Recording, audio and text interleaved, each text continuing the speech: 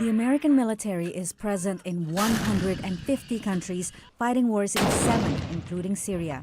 When Donald Trump won the White House, he outlined a military policy that avoids foreign intervention, putting a stop to what he calls never-ending wars. This destructive cycle of intervention and chaos must finally, folks, come to an end. Although President Trump pledged less military engagement, he has not cut defense spending.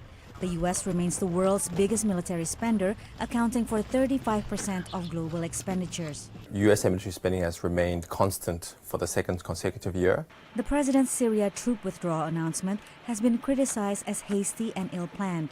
But his broader vision to limit foreign military missions is supported by some on the left, including Democratic presidential hopeful Elizabeth Warren. Some say President Trump's philosophy also echoes former President Obama's approach. The Trump administration is now looking for a new conflict or a new war, which is the other theme that binds them together. Not only do we not want new wars, we want to take ourselves out of old wars.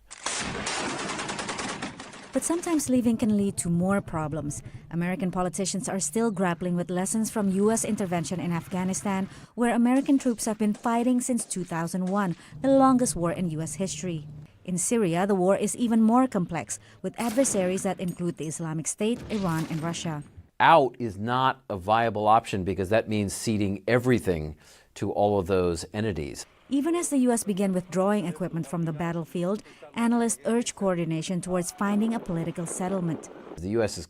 has got to reset what its position and strategy is and to make that clear and to negotiate that before making any public announcements. This week, Secretary of State Mike Pompeo is on a 9-nation tour of the Middle East, working to reassure allies worried about the shifting U.S. position. Patsy Widakuswara, VOA News at the White House.